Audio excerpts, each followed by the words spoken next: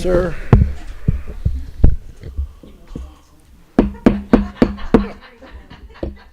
Good afternoon, everyone, and welcome to the latest and greatest meeting of the Buncombe County Board of Elections.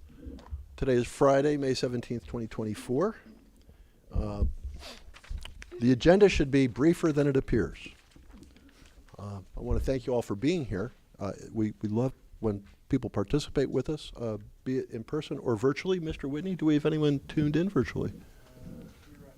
All right. There are 3 using the Teams portal and an indeterminate number using the public portal. We appreciate everyone who participates. So let's get this show on the road. The first item on the agenda is review and approval of the agenda. I want everyone to take a quick look. And without objection, we shall approve the agenda for this meeting. And hearing none, the agenda is approved. Ms. Moore was kind enough to forward to us 2 sets of minutes, and I hope everyone has had a chance to take a look at the minutes of May 13th and May 14th. That was a very quick turnaround. Thank you, AK. With respect to the minutes of May 13th,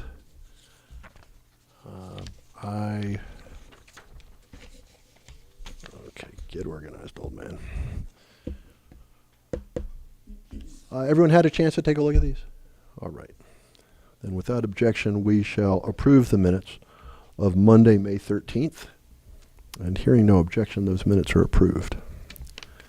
Minutes from May 14th were a little more involved, a little more going on, a little bit tougher trick in the minutes to deal with. But without objection, we will approve the minutes of Tuesday, May 14th. And hearing none, those minutes are approved. Thank you, colleagues.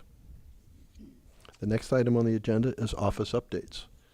And although we have met recently, I'm sure that there are some pretty cool updates to share with the board. Director Duncan. Yes, we had an election. So that was great. It did go very smoothly. We were out of the warehouse a little bit before 10, which might be a record. So that all went very well. We're also doing good with our Canvas activities, so we will be able to take this weekend off, which is very needed. Just for awareness, IT and elections are lending the parking lot this weekend to the Master Gardeners, Master Garden sale, the plant sale. So that's happening this weekend, tomorrow actually. And then another thing that I wanted to make everyone aware of is the sticker contest. The I Voted sticker contest has launched. And you can find an article on our website that links to it. It's on the front page of the Buncombe County's website as well. And there's a poster that looks like this. And we've done a little bit more than we did the last time we did it. We have a template. We created a little lesson plan for teachers who want to use it. And the qualifications are any Buncombe resident, 18 years old or younger. They can do multiple submissions even. And it just needs to say I voted. And then, of course, all the technical things of not using copyrighted stuff and whatnot. But we're really excited about it. It's the deadline is July 12th, so we have a long collection period. I think that'll help us get a lot of submissions. And then we will narrow those down. There's a committee that will narrow down the stickers to vote on. And then voting will take place in August. And then we'll print those stickers for the general election. Who gets to vote? Everyone can vote. Everyone in Buncombe County can vote on the stickers.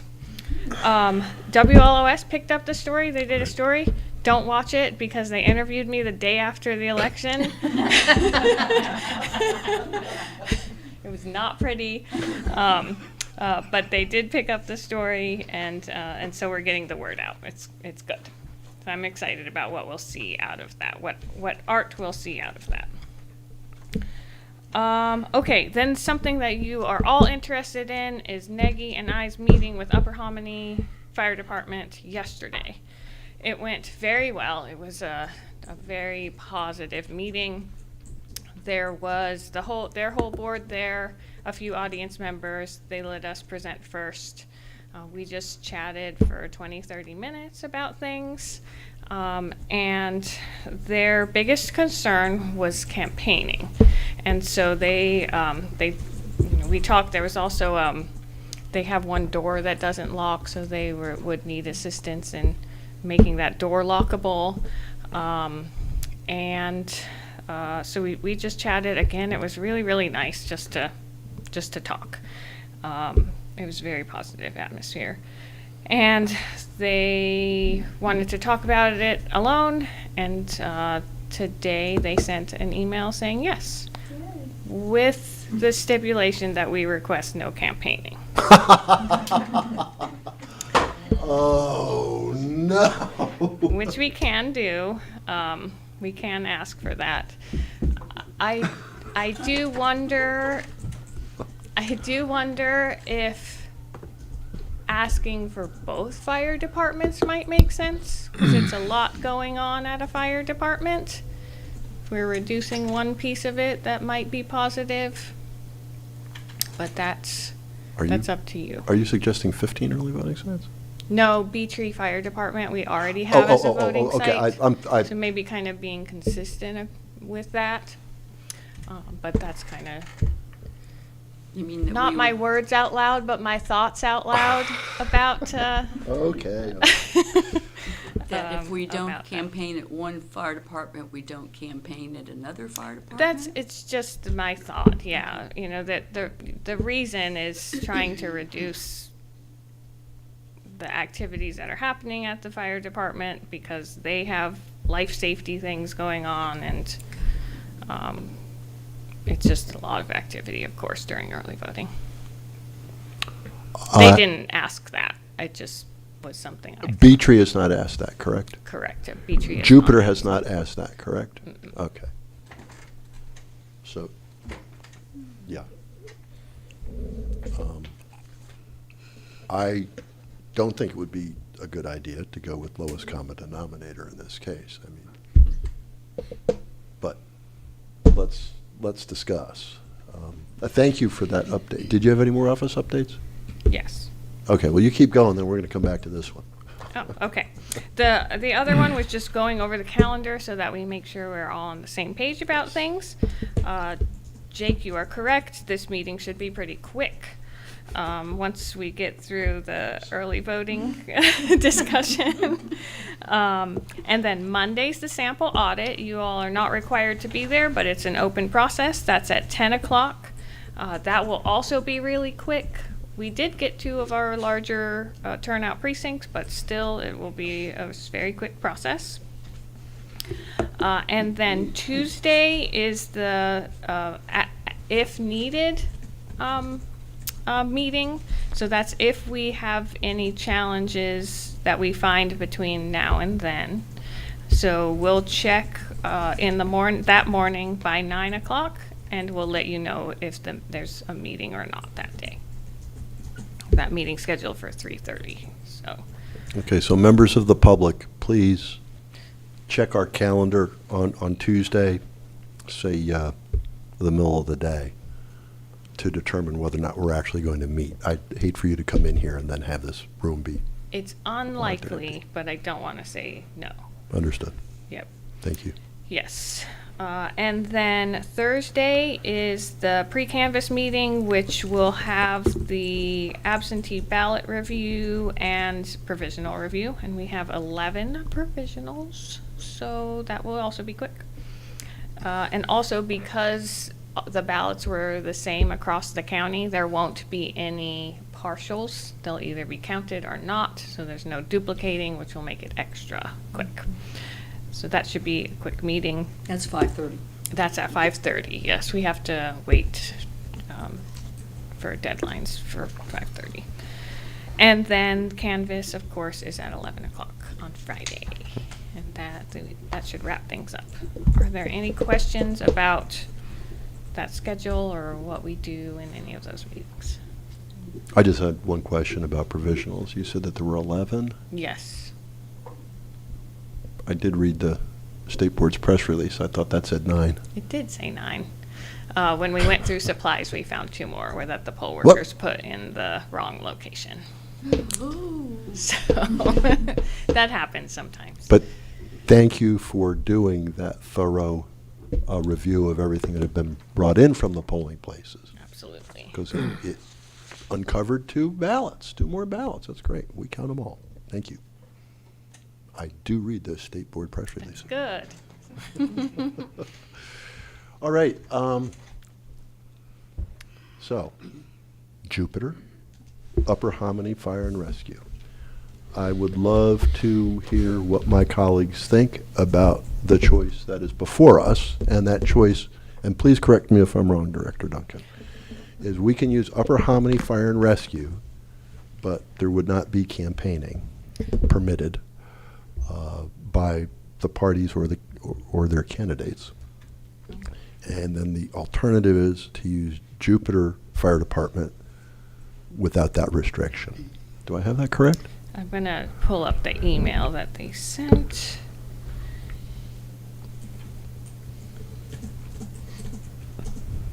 Well, you get my hopes so high, and they said yes. Yes, I'm sorry.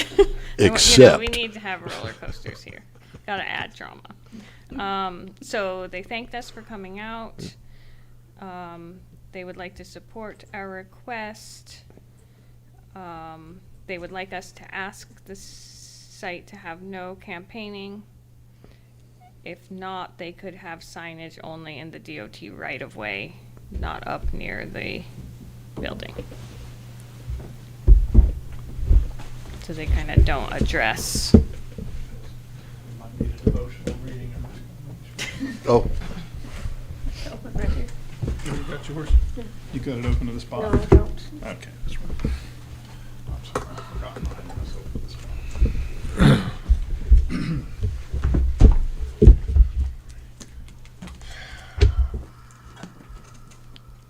new one coming out real soon, right? New one? I don't know about real soon, but yes, a new one.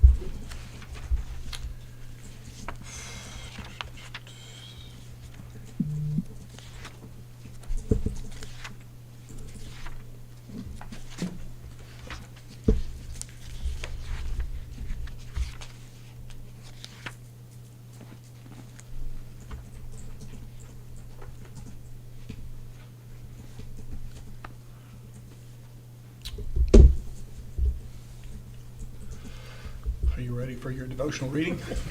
Yes, sir. Okay, this is the devotional reading from 163, 166.4. And does that apply to election day locations or early voting This locations? is election day, but this is in the voting place, okay? It doesn't say which kind of a voting place, it just says voting place. If you understand, this is why we're having devotional reading, is because we want to talk about what it means, but good for you for making that distinction. Let's see if it's applicable.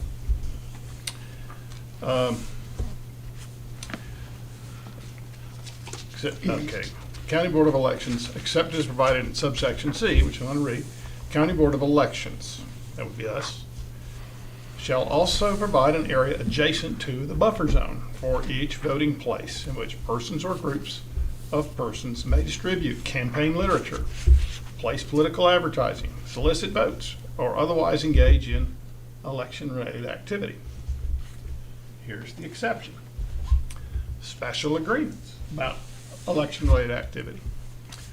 The executive director of the State Board of Elections may grant special permission for a county board of elections to enter into an agreement with the owners or managers of a non-public building.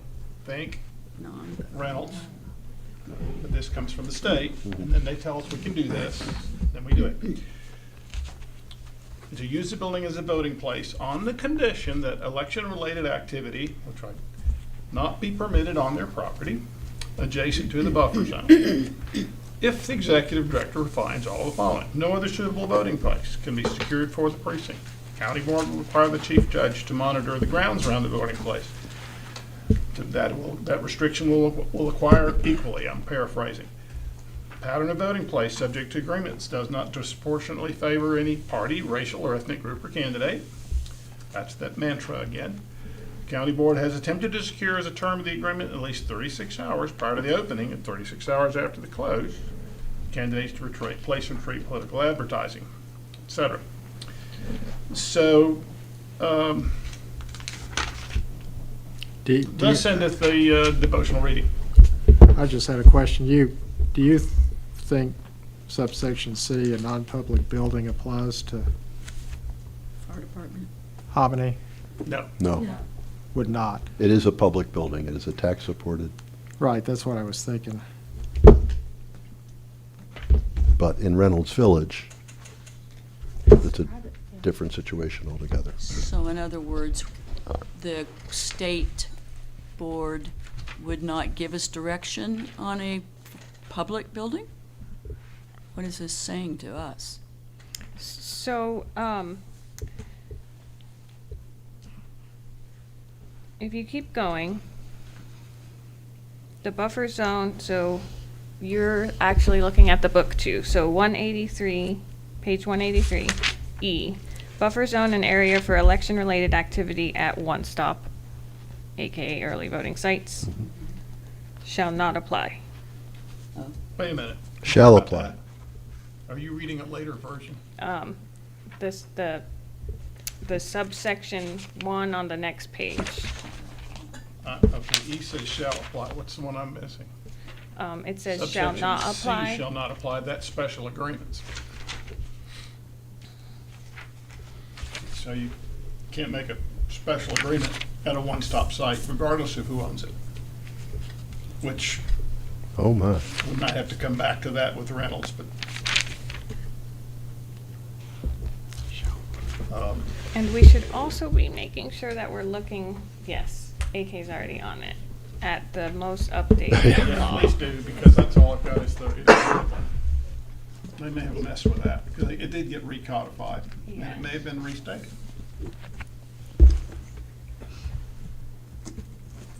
So look at 747, see if the 747 landed on it.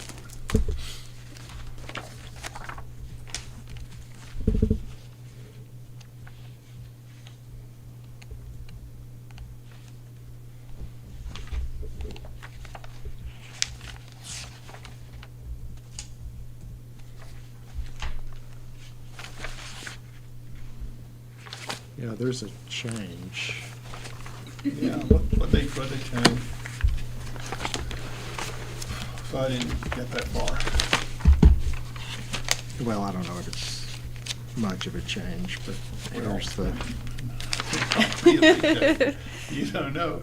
well, I mean, it does. You don't know whose ox was getting gored that afternoon at this General Assembly.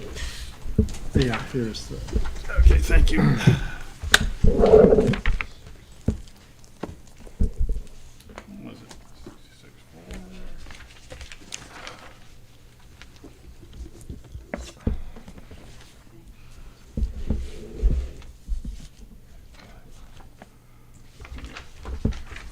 You look at it with me. What's underlined is the change.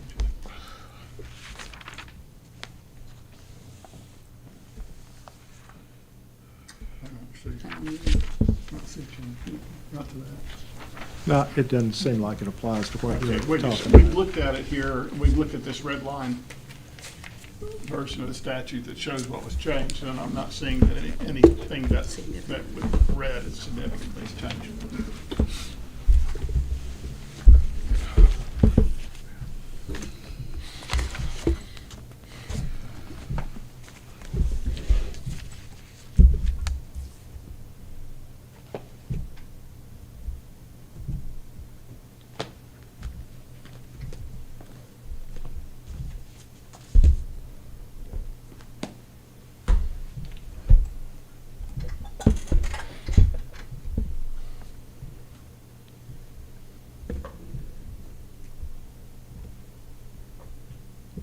Really, C is not in-house at all for the fire Well, department.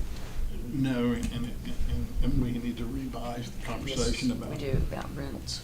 But as far as the fire department goes, we don't have any real direction here. No, we do. Well, we I know think what we- the, we know what the y'all- mandate is. Y'all tell us what you you know. think. I mean, I know what they say, but they are required Yeah, to. talk to the microphone. Tell us what you think. Are you on? Okay. Well, I just feel, this makes me feel kind of goosey about saying, yes, okay, we'll take your restrictions and we'll use that voting site when campaigning is such a critical component of all sites. It kind of makes my hair on my head raise a little bit, yeah. And that if I don't want to set any precedent either here. It feels like if we do this, then next time around we could maybe acquiesce on this. And, you know, our rules and our mandates are such that I don't want to get too wiggly around the edges, I guess. That's where I'm sitting with it. Thank you. Steve, I mean, I want to, I'm sorry to be so dense, but do you read 163-166.4 to require subsection B to require for public places, to require a area adjacent to the buffer zone for campaigning? Glenn, the way I read it is that B is the all-inclusive bottom line general rule. There must be a Right. campaign space adjacent to the buffer zone where people can carry on with their campaigns. And the only but is certain, under very limited circumstances, non-public space. And we go look at the statute regarding public space that we have the privilege to appropriate it, if you will. This is I read B to say this is your baseline, bottom line, default stipulation that the area adjacent to the buffer space must be available for campaigning. And there is a very limited exception, and is so limited that it requires the state board to make specific findings of fact in order to allow it. Now, this conversation probably does need to carry over to Reynolds Village, but as far as this site is concerned and the general principle, I'm going to point at Sally and say what she said. So, I mean, just so I just want to make sure I'm clear on this. So, the way you read the statute is that for Upper Hominy, this would require them to provide a area to campaign near the buffer zone under B. It would require us Well, to make certain that Yeah. there is an area adjacent to the buffer zone. That in other words, the way I read it, Glenn, is we can't have a yes but election site of any kind. Early voting, election day voting, there are no yes buts. right. There's a maybe, but it doesn't apply to a public Public. site such as Upper Hominy. Yeah, but I'm with Sally. I mean, once we start nibbling away, I mean, we have one fire department, two fire departments that have said, come, no, just do your thing. And then we have this yes, but site. And But we don't have any, I mean, we don't have any discretion about Upper Hominy with respect to subsection B. Is that how you read it? yes, I do. Ms. Duncan, when you read the email, there was a little bit of something or other around that where campaigning could occur. What did they say? I felt like it was a little unclear because they said, Signage. signs. That's different than I think campaigning people. than people. Right. Yes. And they said that the signs would be limited to The right of way. the right of way. So this notion of election activity creating busyness that might impair their ability to function, it's with signs and not people. And that's where they're coming from. I do want to remind the board that for better or for worse, we do have past practice here.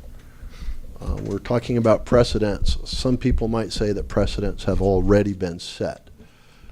We have used Reynolds Village without campaigning.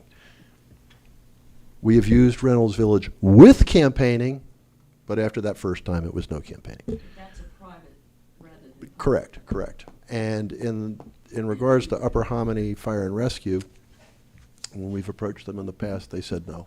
And we didn't contest that at all. And so I just want to provide that as background. We are not starting from square one. And there are folks who might be looking at our past decisions believing that we're bound by them. So just a little background, that this has been, this back and forth with entities that control our voting sites has been going on for a while, and not always to the satisfaction of the process. But am I correct in saying, in thinking that prior events have been with the private sites, not public sites? We've asked public sites, and they've said no, and we haven't contested that. Right, but if they didn't say yes, but. Not that I'm aware of. Not that I'm aware of. I'm still not clear on where Upper Hominy would allow campaigning. Is it like down the road from, where is it exactly? They're saying no campaigning. They're saying no people, no No. individuals handing out literature, holding placards, But they accosting can voters. put up campaign signs. Right. And At so a location down the road or something from? It would be down on the main road because the way it's set up, it would have to, from what they're saying down on the main road, and after you turn in, Right. then there wouldn't be any because it's not a public road. I don't know what that. Yeah, I've just yeah, never. I mean, it is for argument's sake because it's part of a publicly owned facility, publicly controlled facility. But the important distinction is they don't want people out there doing that work. They want Yeah. inanimate signs doing the work because, and this is speculation on my part, they don't believe signs are going to get in anybody's way, whereas people might. Well, that would seem, People To be- also yell and carry on. that would seem to Signs be, don't. that would seem to be prohibited by the statute. No, that's why I appreciate our colleagues' devotional readings because, I will confess, in my own case, I have not questioned when public entities have said no in the past. It's like I've just sort of accepted it and move on. We try to do this with minimum upset, and this time we're having a different sort of discussion. I don't know if it's going to result in any changes in our early voting plan, but I hope that it will result in changes in how we approach potential early voting locations in future. Let's look at it again, saying that we shall also provide an area adjacent to the buffer zone. And in that space, there is this broad definition of political activity that appears to include signs, people waving signs, Groups of persons. whatever, handing out literature. Tables with literature. Engaging people on their way in. It doesn't say that we have to provide that around the entire buffer zone. It just means we have to provide an area. So how interpreting that, which is what we've been doing, right? When we've got a buffer zone and then we got a space adjacent to that, and we did that in March's early voting, and we had some people who had a little hard time getting their minds around that, but thanks to the First Amendment, we got that one worked out. And I think everybody ended up comfortable with it when it was presented to them patiently and cordially. So, how do you read? I'm not certain how to read what Upper Hominy has presented to us in terms of that we must provide a area. Have they said there is no area in which this may take place, or have they left us room for that? That seems to be the non-negotiable part from a legal standpoint, is that we have to provide an area for these things to take place, and it has to be adjacent to the buffer zone. They have to touch. But it doesn't say how wide, where. It presumably should be sufficient for people to carry on activities within that space conveniently and to engage the voters on their way to the site. Doesn't say that, okay? I just read that into it, except for the part about that whatever it is, it must adjoin the buffer zone. It can't be a little island off to the left or the right or across the street or whatever. So that's all you get as far as what the statute says. What I can read. What do you think, what impact do you think that has on the on the yes but? How does that figure with yes but?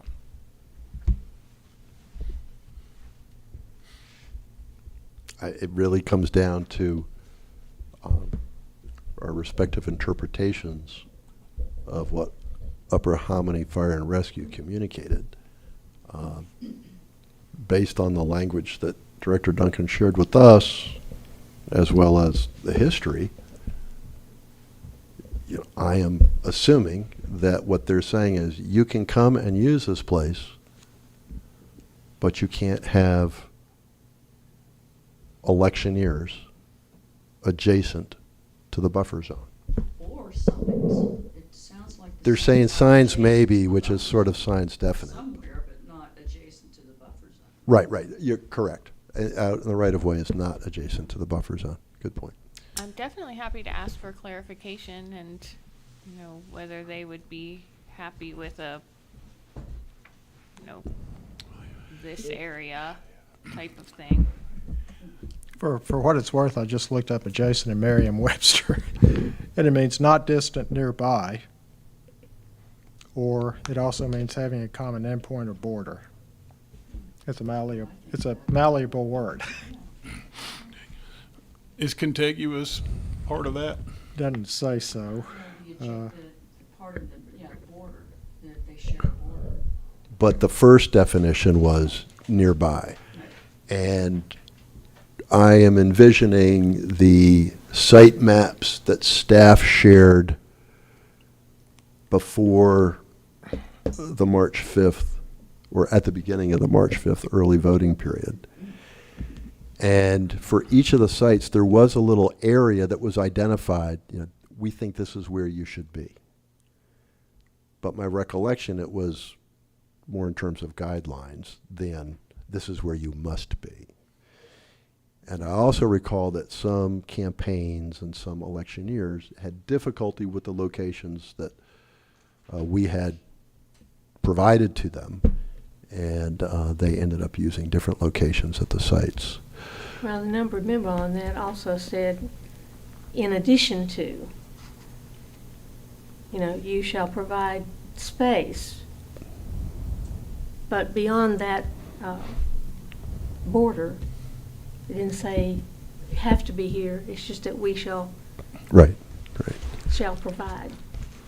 But I think what we're talking about now is the possibility that, especially with respect to Upper Hominy Fire and Rescue,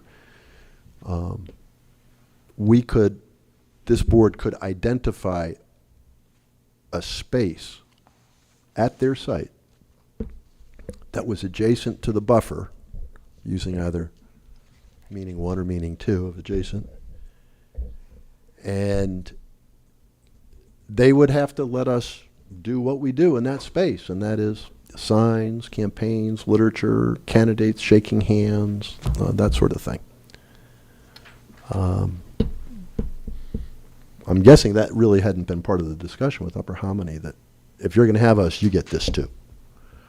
But then this board has never gone about the process of establishing these adjacent areas. Now, I'll give you an example. North Asheville Branch Library. If there was a specific area located, if we had a place, this is the only place you can be, it would certainly eliminate a lot of the safety concerns. On the other hand, there would be tremendous wailing and gnashing of teeth of folks who were trying to get to voters, but they would feel penned in to this adjacent space. So it's a tough choice. Giving people at polling sites, giving electioneers and campaigns and candidates the freedom to engage voters is what I believe the law envisions. But in the real world, it's very, very challenging at some locations to provide that sort of flexibility, because there are concerns. There are concerns about firehouses and their ability to conduct business, among others. I mean, there's all kinds, at the libraries, there's all kinds of concerns about public safety and that sort of thing. And the trick is to find a way to be able to use these sites in a fashion that won't get the people who control the sites viewing this activity as burdensome to them and their operation. They're trying to execute a mission that has nothing to do with elections. And they're concerned if our mission gets in the way of their mission. And so the challenge is finding that middle ground where everybody can be happy. And it would also help if folks who control these public facilities understand that they actually have an affirmative duty to say yes when they are asked. But I don't think that message has ever been delivered. Mr. Aceto, you look like... Mr. Quinn, you mentioned the fact that we have created some expectations in the past Yes, sir. with how we have related to sites, whether public or private. I think that's a very important thing to keep in mind, because, as you said, not everybody is as exacting about what the statute says. No one told them. We didn't tell them. Also, I can see that we've kind of got to walk a fine line here of neither giving the ground that the statute requires, but not adding to it either, because which way you go there is hell. We do not want to be adding to the statute as to what is required and putting that imposition on our sites, because there's another precedent among other dragons. Neither do we want to give up what the duty that the statute places very specifically on us with respect to campaigning, on us as a board. Provide an area adjacent to the buffer zone. And Glenn, thank you for unpacking that. That's a pretty big deal. So how do you do this going forward? I really like what you all came up with in March of the little map. And people may have their issues with that, but it it offered some certainty. And it strikes me that that was a very good way to avoid falling off of either side of this divide onto too much restriction, not enough restriction in relation to what the statute actually required. May I suggest that before we completely, go straight to Jupiter or wherever, that our executive director develop one of these little maps, and I assume we're going to do that for all of our polling places. For all of our early voting sites, definitely. Well, certainly the early voting, but I gather there's no distinction here really, and that will need to be presented to our friends, our new friends at Upper Hominy, and let them react to it. And if they look at that and give them the chance to draw in their own lines, and let's see how that works. But if they are completely, if they're not flexible about that, if they're in disagreement about it after having been explained to them that we're just doing what the statute requires of us, we're not trying to harass them or second guess them, and just we got this pretty plain language. But I think we've also decided that we don't want to impose that requirement on somebody that isn't willing to grasp it and appreciate it and operate it, because they have their own operating constraints. We want to have empathy for that.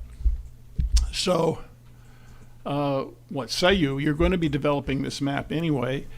I think it solved a lot of arguments before they even started last time. That was a very common sense thing you all did, as usual. And so maybe we share that map with Upper Hominy now rather than later, if it's practical to go ahead and do that, and let them react to it, and also tell them why. Why are we picking at you? Well, it wasn't our idea. This has been there for a long time, and we're just trying to develop our own pattern of compliance.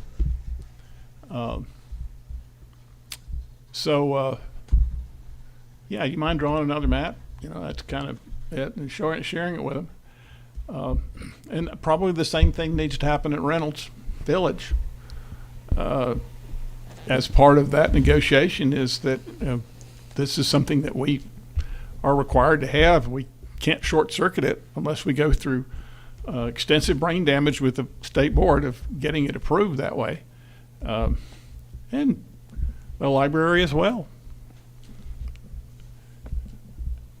And see where that leads us. The library is fine with us being there. It's just that we know it's a suboptimal location due to the size of the parking lot and the other demands on the facility.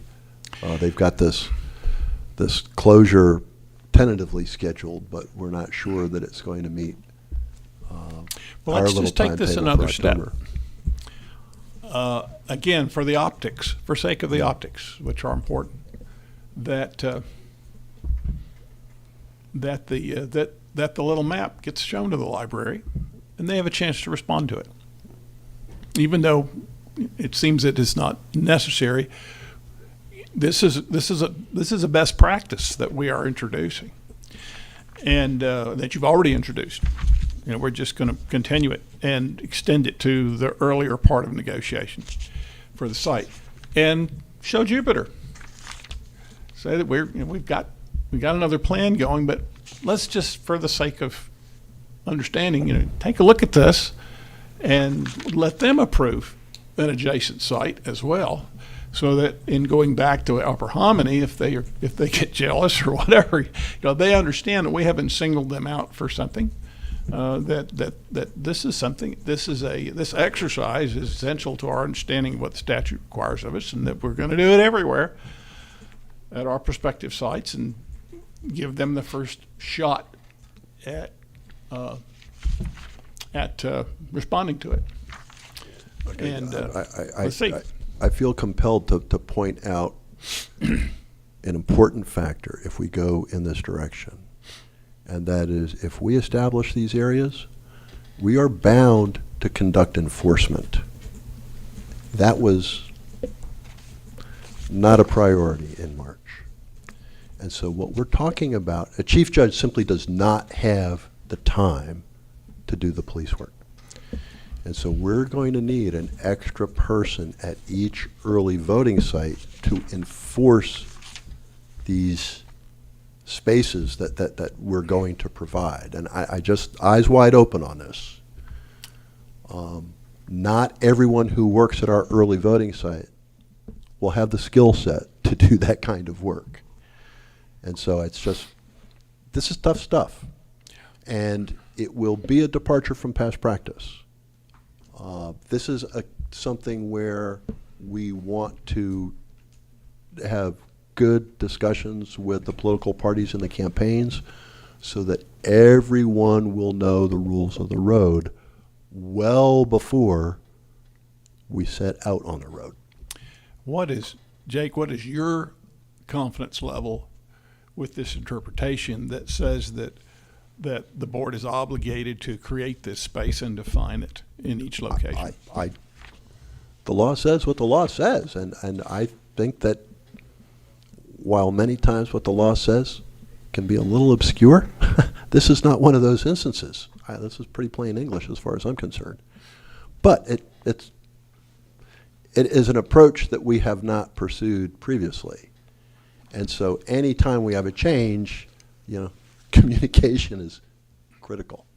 And in order for a change such as this to be implemented smoothly, we'd have to talk to a whole lot of folks and make sure, really and truly make sure that folks understand so that we aren't looking at a whole lot of upset come October, which is my concern. If anything we can do to minimize upset at the polling places in October is worth pursuing. I just had one question, make sure I'm on the same wavelength with everybody else. For the Reynolds location, it's your understanding that subsection B applies because under subsection E, it says subsection C shall not apply. Correct. Yeah, okay. I just wanted to make sure I was on the same wavelength with So that everybody else. if we were talking about an election day site, it'd be one thing. Right. But this is, because it's an early voting site, section C does not apply. In other words, they don't want 2.5 weeks No but ifs. of restrictions. No but ifs or Exactly. if buts or That's what whatever. I'm saying. But And I agree with you, Mr. Quinn, about the enforcement, but to me, that's a kind of a separate issue. Right now, I think Mr. Aceto was just trying to give some definition to Upper Hominy, and we have time to think through what we do with those maps. I think is the map important for Upper Hominy to make their decision, and that's really what we needed to do today. Would be, what's the plan? What are we giving Ms. Duncan as far as her direction? Well, and I believe Mr. Aceto is correct in saying we don't want to single out Upper Hominy on this. We want to do the same kind of thing for Yeah. Jupiter. We want to do the same kind of thing in Reynolds Village because the law says what the law says, and we aren't interested in applying it here but not there. Sure, That's- I think that would be, in my mind too, that would be what I would agree with, that we're giving that information to Reynolds Village. Now, because of the fact that North Asheville is such a difficult area to find the appropriate location, because it's private, if we have to, after they come back and say absolutely no, there can be no campaigning at Reynolds Village, then we would have to get our state director and board to weigh in on giving us some direction on that. But not on early voting, because there doesn't seem to be, there's no but. There's no exception. There's no. So if, we but, or really have whatever. to just make our own minds up. Well, we have to go back to the library. I guess what I'm getting out of that is that we're going to the library. So we're always going somewhere. Jupiter. Question for, yeah, but the point being, we want to go. You're going to 30,000 feet with us. You're taking us back up to 30,000 feet when you say, look at this, and that's where that's what this board is for. We're all about the 30,000-foot Yeah. view, and the staff has to get us down to runway level consistently, but we got to go to 30,000 feet. So my question for you and for Corrine is, given what was passed as the action of the board in adopting an early voting a plan last meeting, do you see that we need to tweak that, or is all of this within the scope of the resolution already taken? It's particularly including with respect to Reynolds Village. Or do we need to make any tweaks as to either the fire department component or the Reynolds Village component? And another question that I would add to that is, what are the time constraints that we face in the coming Yeah, that days was to my get all question. of this done? Yes. I just put, just so I'm clear, did they tell us it, I've forgotten, did they tell the staff at Reynolds Village, tell Nikki that there would be no campaigning allowed? Yes. Or was that ever, that was one Yes. of their stipulations? I've just forgotten. It was, So okay. we'd have to say, just kidding. Well, understand, that was the same stipulation that they gave us in March, and which we heeded. So as far as they're concerned, that's the way it works. Yeah, And what we're talking about is going back to them and saying, a closer reading of the law reveals that the Board of Elections should have done things differently in February when we were out there. And then we just deal with the aftermath of that. And the only reason I brought up the policing is because it is a significant resource demand. That's the only reason I brought it up. Sure. But it's a very real one. Yeah. you know, with respect to Reynolds Village, I've been up there quite a bit. Is the polling place kind of in the middle of a, halfway down from one corner to the other? We don't know which location, but it's very likely that it wouldn't be on a corner. Well, I was just thinking, if you could have two locations, one at each corner and one at the other corner, down near that large parking lot down from the YMCA. That sort of puts people out of the way, but it's not Adjacent. immediately adjacent, but it's nearby. That may satisfy them, I don't know. And I think what you just told us was that adjacent isn't necessarily contiguous. Right. That's what Merriam-Webster says. That was They definition believe one. it, that settles it, so whatever. One thing that I believe you're gonna run into is we start saying, okay, we have this location over here and this location over here. The voting site is closer to which one? You're gonna get arguments from the parties. You just are. Some are gonna say, if I get here, that's better. And the other party's gonna say, but you're disallowing us from the same opportunity. So unless these are Can't do that. adjacent to and in the same proximity, there's gonna be an issue of fairness. Right, well, the And it will communication. come up. I agree. That's what makes the communications piece of this thing crucial. And it's communications where everyone is sitting down together, so there can be as little misunderstanding as possible. Well, my other concern with this is, as you know, Sally was talking about, this is an important part of our elections. Mm. Everybody agrees that it is, Mhm. regardless of what side you're on. Mhm. It's up to us to make sure that we don't have sites telling us what we can and cannot do. We have to follow the book as Agreed. to what we can or cannot do. And if we've got a time constraint, then at some point, we're gonna have to go with a site that we're not arguing over, that we don't have Right. issues with. Where there's no issues, no constraints. Right. So, Director Duncan, how did things look from your perch? Well, once again, I feel like this board has done its job.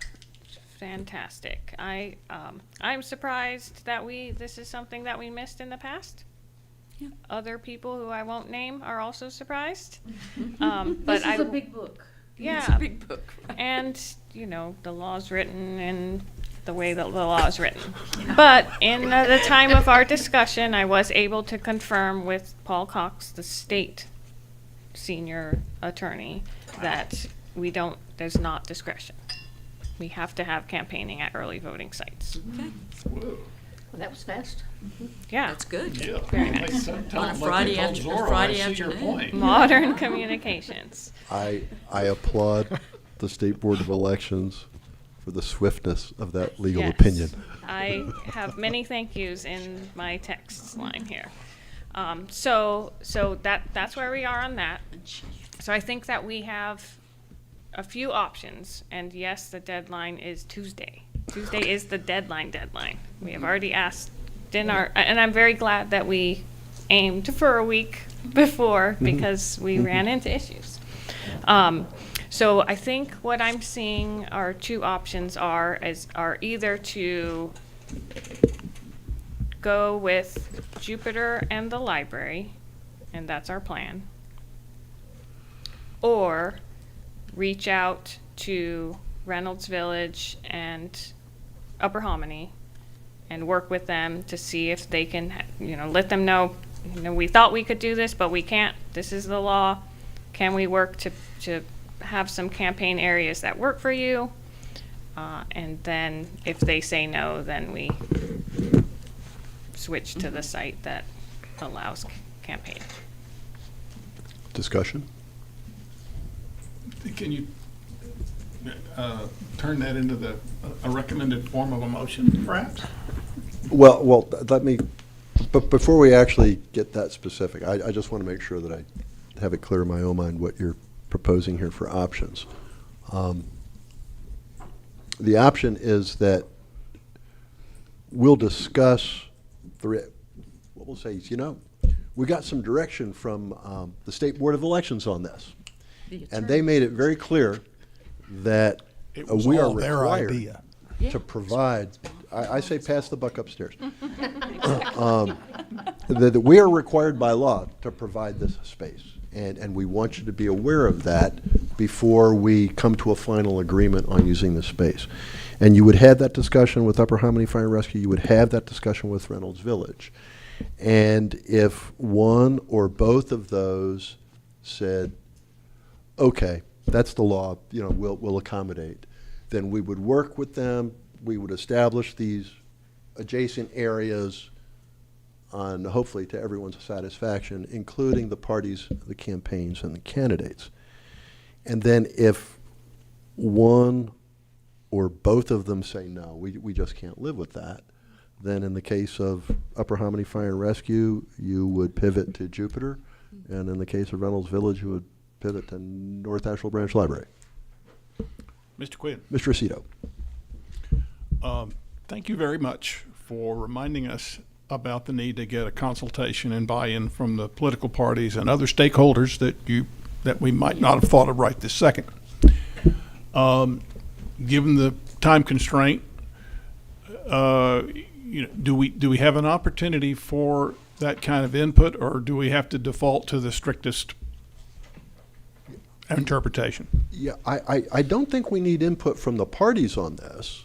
But if we get approval from Upper Hominy and or Reynolds Village, where they will have a clear expectation there is a finite space in which this election activity, this electioneering activity can occur, that's when it is incumbent upon our staff to sit down with representatives of the parties, all the parties, any party that's on the ballot, and every campaign that's going to appear on the ballot, so they know in advance what the rules are with respect to these areas. And then, regardless, I think that this board needs to talk about the establishment of areas such as this, which we have not done previously. Yeah. But October is still a few months away. And once we get through these decisions with Upper Hominy and Reynolds Village and Jupiter and North Asheville Branch Library, then we can move towards getting real specific about these areas. Mr. Quinn, Yes, sir. is this part of what our new campaign coordinator would be booked with doing? I would hate to have to foist that on Mr. Spire so quickly. Just curious. But I actually believe that we could reasonably anticipate board meetings in the future where party representatives and/or candidates and their representatives might be in here talking to us, saying, what about this, what about that, can we do this, can we do that? And I think that would be healthy. Good public discussions on how to conduct this kind of activity. One more question to Ms. Duncan, time-wise. So this is Friday afternoon, so we're looking at Monday when you would be communicating with both of these sites. And then getting back to us with whatever decision they make, we could really be running into a time warp or time problem. So it is a warp. So, I'd also just like to put on the table to my fellow board members that, should we at this point, it's kind of like, I feel like I'm deferring a little bit to the problem, but what if we just decided to go with Jupiter and the library this time around? Kick this a little bit further down the road with giving more time for good public information, sharing of getting the maps drawn, all of that kind of thing. What if we just made life a little easier here? I'm really interested in hearing what staff has to say about that, because I know that staff has issues with North Asheville Branch Library, and they have stated a preference for Sure. the Reynolds Village facility. Yeah, I let's just- hear. What say, and, Thinking out loud. okay, thank you. But I will also note for the record that Ms. Fox is not with us today. Yeah, And it she's is. the one carrying the ball on this That's to a right. significant extent. It is unfortunate. She's Yeah. not feeling well today. My initial feeling, we have a lot of early voting sites. We have a good plan. So there's that, right? That's the base that we're starting at. Buncombe County has a lot of early voting sites. I do feel that Reynolds Village and Upper Hominy are higher capacity locations, and we're going into a presidential election. Mm-hmm.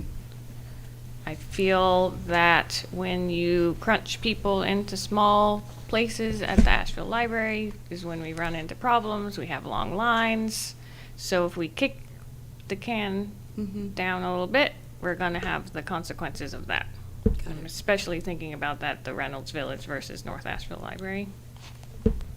We can handle whatever, but I do think there would be more issues at the North Asheville Library than there would be at Reynolds Village. So I feel like it's worth, again, attempting. Okay. Okay. That's what I needed to hear. I think for both, I think that that I have less strong feelings about the Jupiter Upper Hominy. I think that Upper Hominy community is better served. There's more people out there. There's not a major highway. The people in the north can hit 26 and go down to another location pretty easily. So those are the reasons that I think Upper Hominies, if we've got to pick, that's the site that I think would be more serve the community better.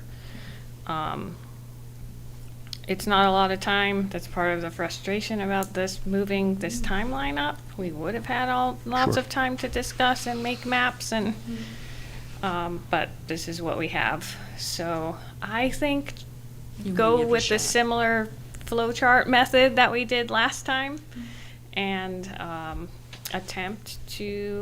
on Monday, attempt to reach these sites and talk about campaigning and see if we can come to some agreement, and then if not, default to the, Then we'll be able to finalize it on Tuesday. I just have a question about the rental site. who do you negotiate with? Is it a property management firm or is it a? Yes, and they're not in this state.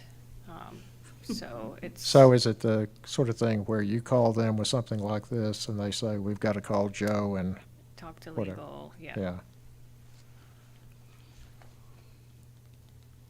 And then Upper Hominy will have to talk to their board, so there's that. Okay, so we talked about meeting on Tuesday if needed. It sounds like perhaps it I might think be it's gonna be needed. needed. What time was that meeting? 3:30. At 3:30, 3:30, okay, yeah. that's good, because we have to submit, well, I don't know if it's the end of business day. Let's assume that it's midnight. I think that's a fair assumption. I like that one. If you submit it at 5 PM, no one's going to read it until the next day anyway. So give yourself Okay, another Mr. 7 hours. It seems to me that our deadline is the same. The sites that we were discussing are the same, other than now we have 2 sites that may have to fall back. I don't know that we need to change the plan because we hadn't finalized it yet anyway. Right. So it seems to me the motion that was made and passed is, that's our plan. We just have to finalize it on Tuesday. I think you would have to amend the Yeah, Reynolds me Village too. part. Okay. Yep, but you could say amending the resolution. Right. Or sorry, the motion. Okay. Sally said she'd offer an amendment. Director Duncan, thank you. Thank you. Well, but that is a lot of work for Monday and Tuesday, and we are aware I'll of that let Maggie fact. know. But you do feel She may like be that the sick work is tomorrow worth or it. Monday. I do too. feel like the work is worth it. I mean, each presidential election has been bigger than the last, and we just, I think prioritizing good sites is what we need to do now. I just want to thank my colleagues. You guys are great. I mean, having 5 different minds looking at this and thinking about it, figuring out how to make it work. We keep getting closer and closer to doing things exactly as they should be done. And you have no idea how much I appreciate your engagement, your interest, your hard work on this. Thank you. You make me proud. Anyway, I'm sorry about having to meet on Tuesday, y'all, but It's fine. That clears that meeting up. y'all don't Yep. have to look at your calendars on Tuesday morning. We're going to have a meeting here at 3:30. Yeah, we are. Can I go ahead and add an agenda item for this? Yes, please. Finalize early voting plan. Okay, do we need an amendment Yeah. to our meeting, the one that Ms. Stein promised to? Yes, I to will give make a- an amendment I want, to. thank you for your culture of continuous improvement that you continuously affirm as staff and as a board. Thank you. Yeah, and it popped into my head while you were talking about this. I think that we could include those maps in the early voting implementation plan because we could also get feedback on them that way. Right. Public comment. Yep. That's great. Continuous.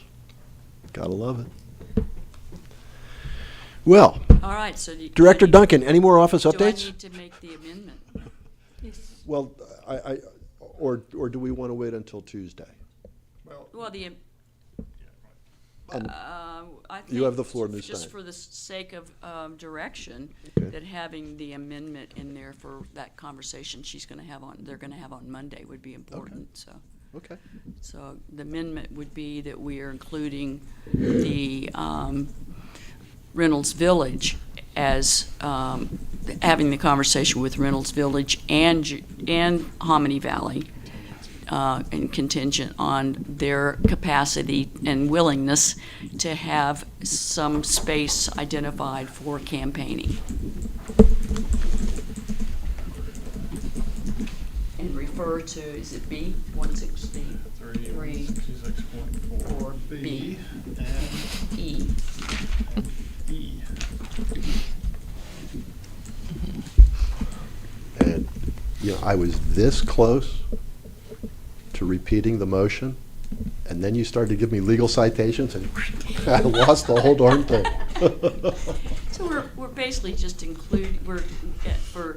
the plan is still in place with the addendum of adding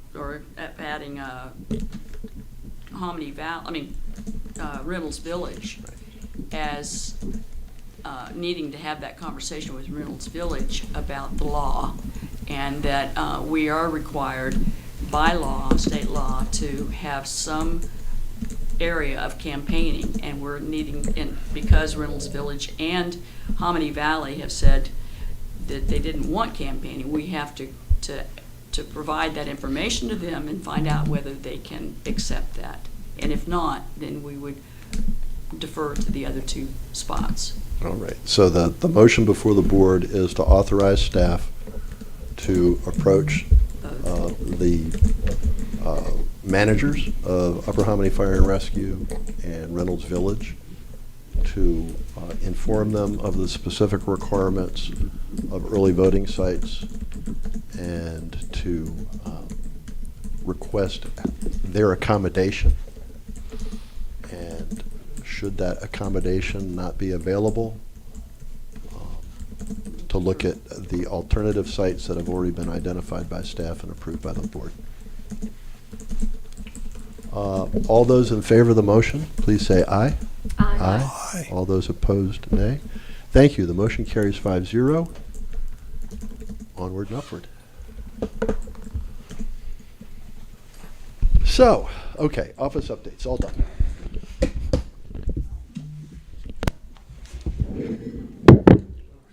Board challenges. No more? Do you have any more updates? Okay, thank you, colleagues. The next item on the agenda, and we're gonna talk real slowly for a little while till Steve gets back. The subject is board challenges. Mr. Whitney. Thank you, Mr. Chair.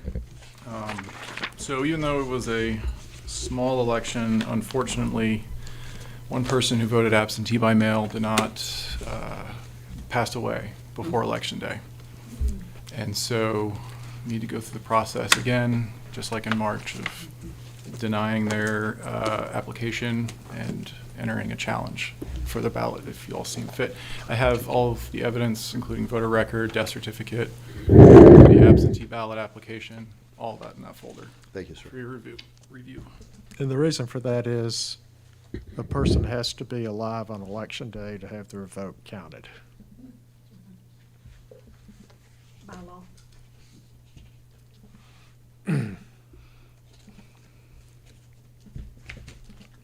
Yeah, you don't have to be alive all 24 hours of Election Day. You got to be alive at the beginning of it.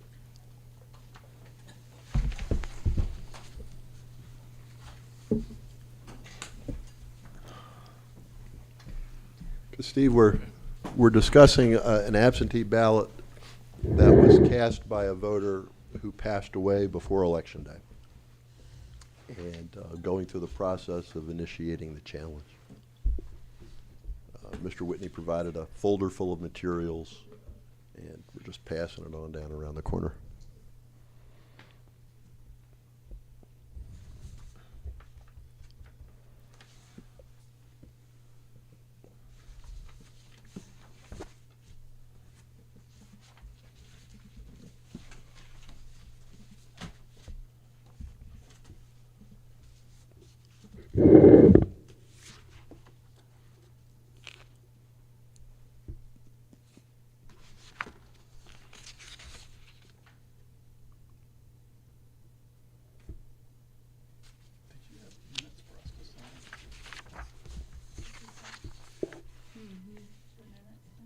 Minutes got stuck somewhere. There they are. AK hates it when I take them home. Unsigned. And I get blamed. I asked both of you one time. We're just over here continuously improving.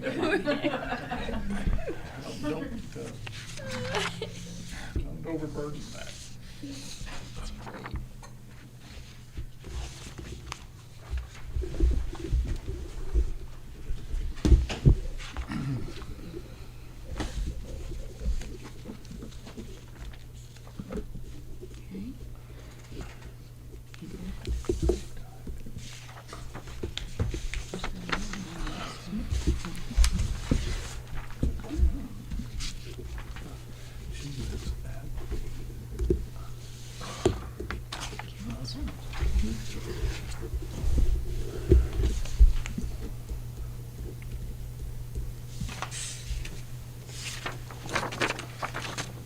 He's crossing her off there, right?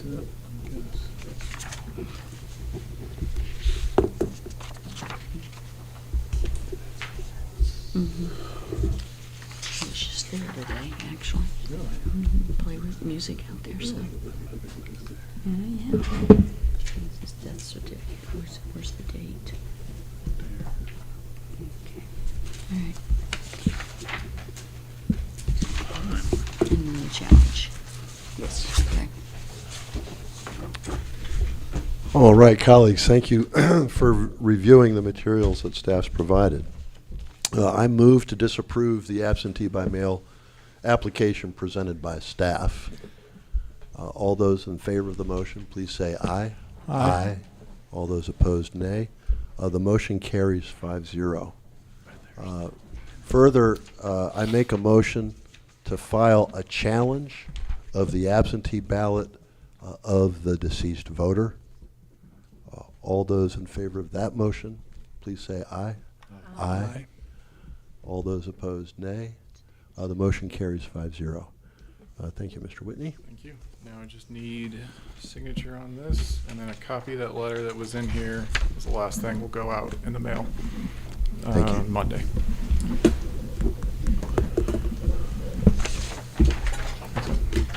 Thank you very much. All right, thank you.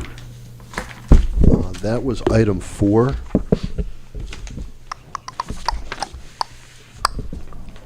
And next up is item 5, photo ID exception form review.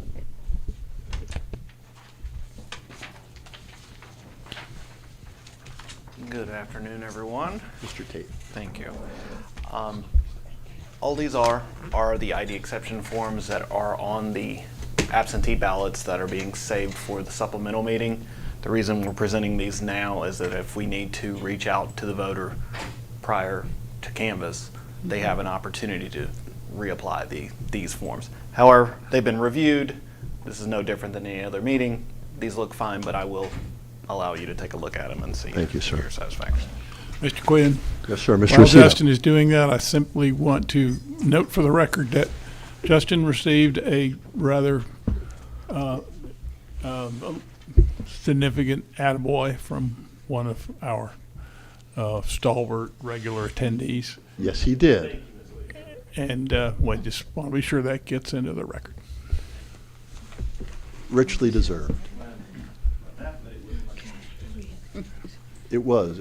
Members of the board appreciated it a great deal, too. We appreciate it when members of the community recognize the excellence of our staff.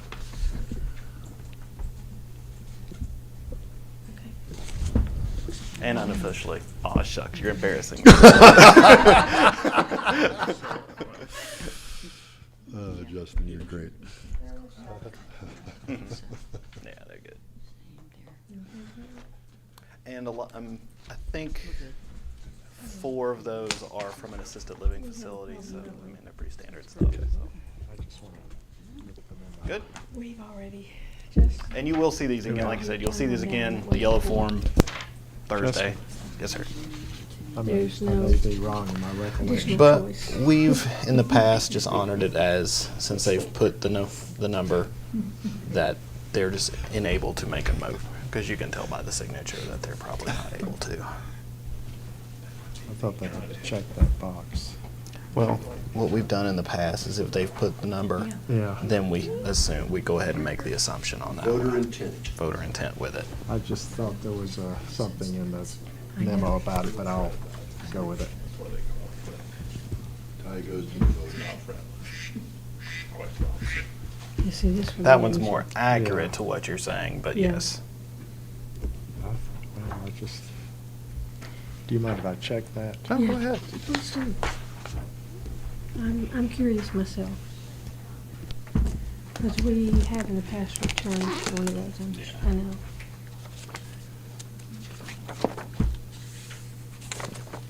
That one's more to the letter of the law, but. Right. Or easily acceptable.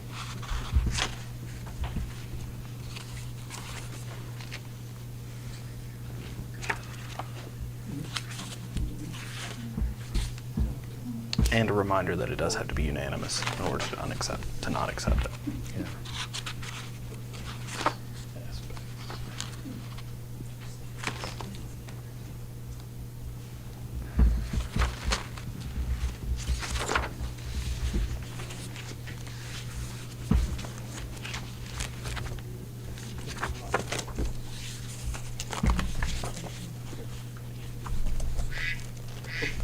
Your dog's quacking.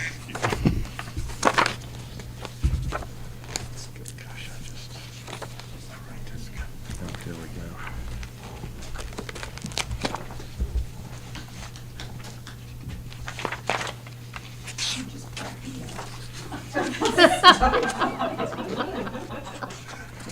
Thank you, Mark. Now you're getting the audience. I guess right. It's engagement. It's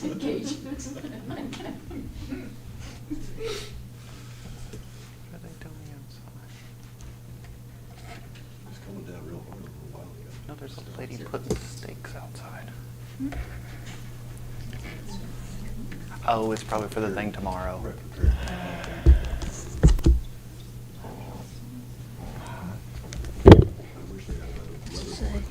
Yeah, I did too.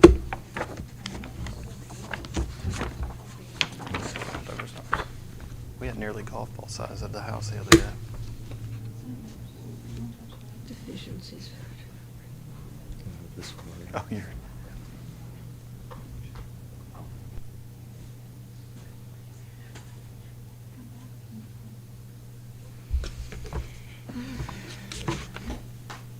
That's what it says. It's another devotional reading in order. Well, what's going on here is that there's a photo ID exception form, and the person checked the box which says, "I suffer from a reasonable impediment selected below that prevents me from including a copy of a photo ID." Then they did not check any of the other boxes to identify the accommodation. I'll pass it down. But they did put in their social security number, last 4 digits of their social security But number. that still wouldn't identify what their impediment was. Yeah, there's a numbered memo 2021-03 where they talk about photo ID exception form deficiencies.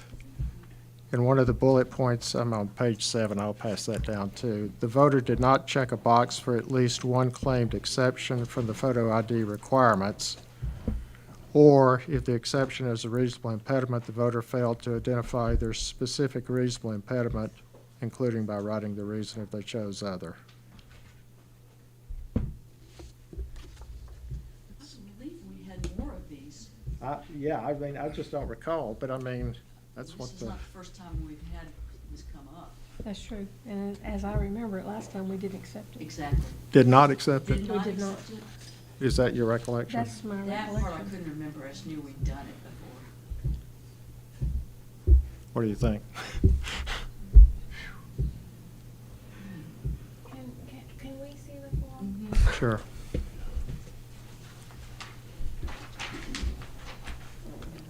Because the numbered memo specifically says did not check the box.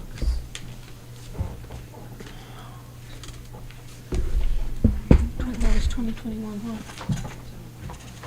Did accept it previously. I thought we had two. Well, it depends on the.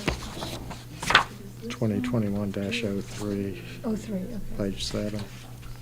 I don't recall that we accepted Page one. 7. No, we didn't. Nothing checked. We didn't accept the ones that didn't Have have. anything. Well, anything, or they did not have the number, like a social security number or a driver's license. Now, no those we didn't accept. If it was just checked and then no number, those I know for a fact we did not. Right, but that's, because I remembered that we had one that was checked at the top and then had the number, and that one went through, I mean, so, Yeah. That's the one I remembered, and that's why. yeah. Maybe different from the one that we had, because we didn't see all, we don't see all of them. Right. You do half, we do We half. do half. So, Because we even talked about it. Where does the absentee application provide any more information for this particular one? Like, There's were an, they assisted? they probably, that one would be assisted, I believe. Would it be easy to get that ballot and bring it down to the board? Depend, well, do they want to review it? I'd like to see it. Okay. Thank you. Which one?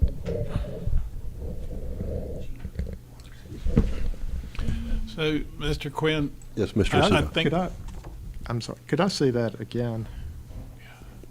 it says they have an impediment, but it doesn't pick the impediment, whatever it is. what I'm hearing for the first time is that the numbered memo says that a box must be checked.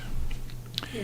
And I think the interpretation that we gave it, without the benefit of having read that out loud, is that if they wrote the number down, that would be equivalent to making that representation and checking the box. No, there's more, there's a footnote here which I think All right, solves well, everything. tell us I'm some sorry. more. It says, similarly, the voter writes their North Carolina driver's license number, DMV ID number, last four digits of their social security number, but does not check the box, I'm unable to include a photocopy of my photo ID with the absentee ballot envelope box. The form is not deficient for that reason alone, provided that the voter did check the first box indicating they suffer from reasonable impediment. So it's we're okay. good. It's good. Okay, good. Sorry We about that. continuously improve, Glenn. Well, no, I just, We you had do. to. This you is had- the process of improvement. This is what improvement looks like. let's- 2021-03. It's 2020-103, footnote 22. Sorry about that. No, I'm glad. Thank you. We actually had Yeah, don't conversation. apologize for that. Thank you very much. No, well, I just should have read further. Yeah. Thank you for checking. Okay. The others look fine. So we're good there? Yeah. But we can't proceed without Mr. Tate, so we will wait for his return.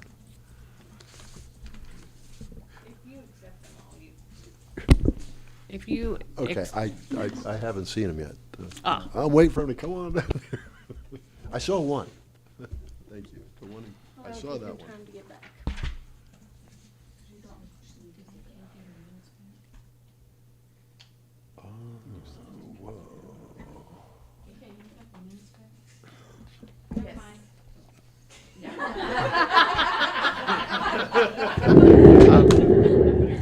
Justin, But yes, they were assessed. Just so you know, Um, footnote 22 on that memo.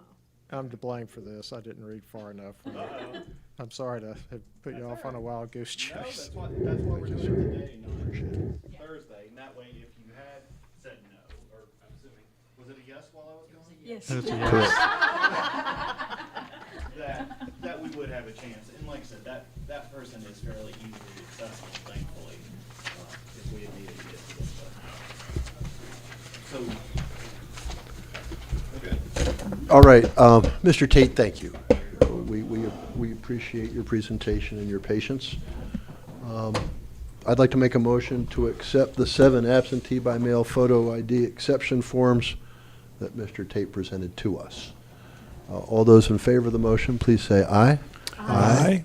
All those opposed, nay. Thank you. The motion carries 5-0.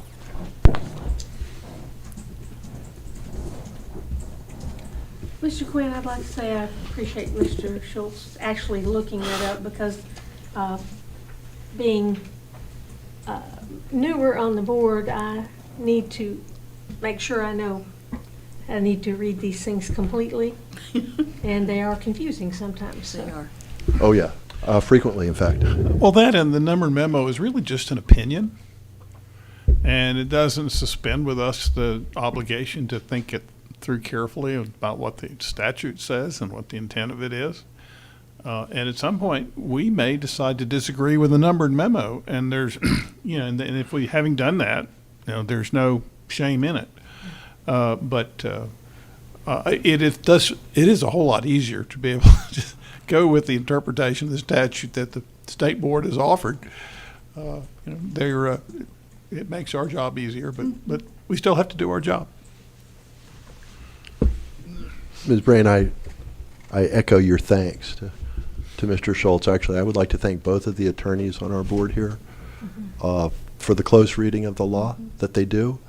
The other three of us are not trained in the law, and I have come to learn since being on this board how valuable it is to have attorneys on the board with us.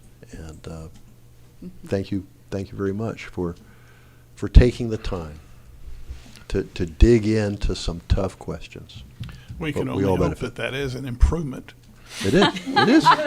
It is an improvement. I've been known to say negative things about attorneys from time to time, but I really appreciate the attorneys who are working on this board. So the next item on our agenda is planning our summer.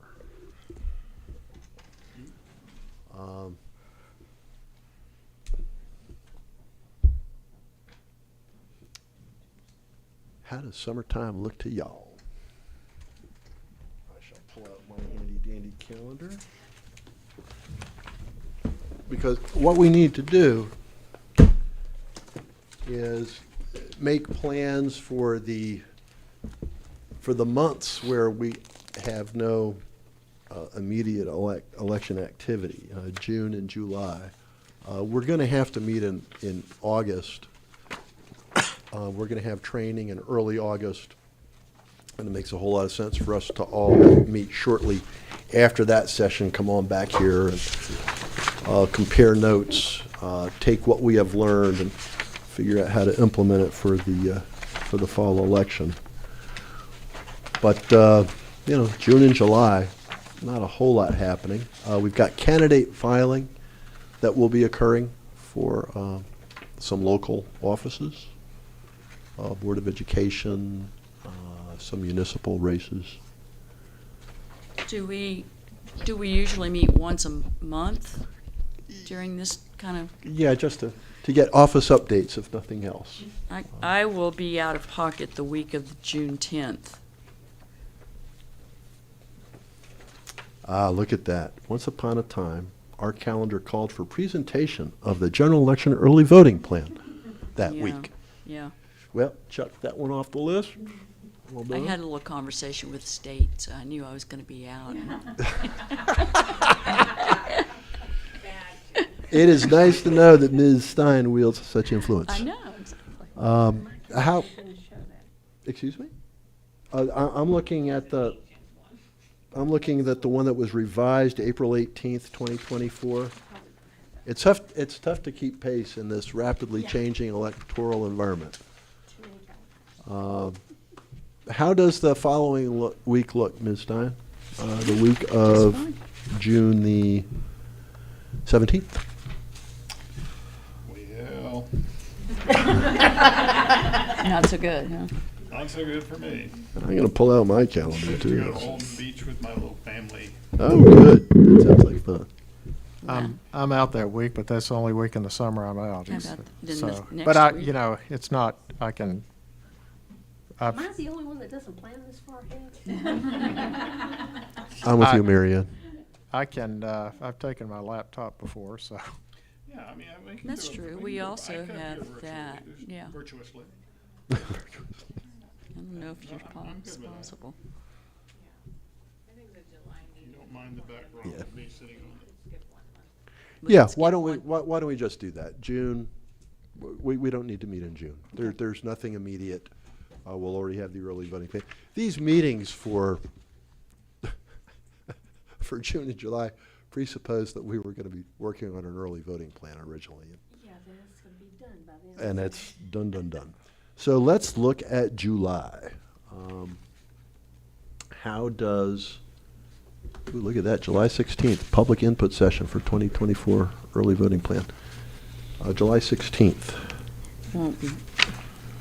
Could we do it the following week? Yikes. Sally's got a busy summer planned. The following week, the second or the fourth? Yeah, the 4th of July week is generally not a good week to, Right, to so have we meetings. could- What about the week of the, How does the 9th or 23rd look to y'all? The 9th of July? Yeah.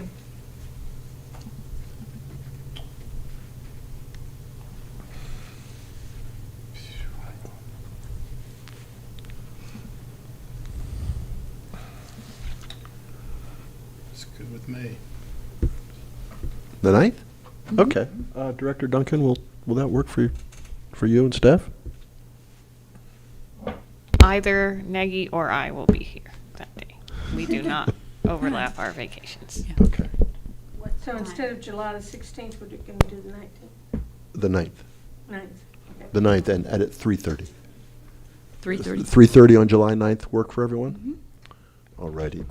Then looking at August, now we're getting into election season. We'll have the conference, the 4th through 6th. How about the 13th? Tuesday, August 13th. And it's going to be right after. All right, without objection, Tuesday 13th? Oh, hearing none? Approved. Also at 3:30? Yes, at 3:30, please. August 13th? Yes, sir. That's good with me. That's good. And AK's going to print us off a new calendar, aren't you? I will. And thank you. Shred all of your old Yes, I will. Right. I The- literally have a stack of these. I have to check the dates on. No, Have as many copies as you want if you get rid of all the old ones. That works. 3:30? yes, sir. The only reason I was able to cite the April 18th, 2024 version when you asked about this was because when I met with Corinne and AK the other day, I was using an old version. And AK said, "Are you using April 18th?" I said, "Oh, gee, where is it?" And it was in with other calendars. Yes. But, Stack of. We got an email from Devin that there was no meeting on Monday, on the 20th. And it was canceled. It's a good thing you canceled it, because, I was blissfully unaware. I was so grateful. I said, thank you, Well, Devin. that was a change we made a little while ago. Yeah, well, Just didn't get- I've slept, so. all right, so we have nailed down June, no meeting. July, we've got a date. August, we've got a date. And that's it for summer calendar. One second, just. Yes, sir. Immediately, at the very end of the session in Greensboro, I've got to literally run out the door to get to Durham by like 2:30 or something. So I hope that doesn't interfere with anything, but, No, that last day seems to be fine. And okay, good. I've got to Make sure I hadn't. run out the door to get back here to do stuff, so Okay, it's, good. there's going to be a whole lot of running. Just be careful on the highway. Highway patrol's out there. They'll find you. Well, there's not much running to be done between Greensboro and Durham. Okay. Or like a local. All right, so next up is next meeting date. And, sorry, we'll see you all on Tuesday. And that will be at 3:30 PM, right here. That's Tuesday, May 21st. Does anyone have any more business to come before this board? Guests, do you have any questions, comments for the board today? I want to thank you all for being here and for patiently listening to our readings of the law and deliberations on how to proceed with early voting and other issues. If there's no more business to come before the board, meeting is adjourned. Thanks, everybody.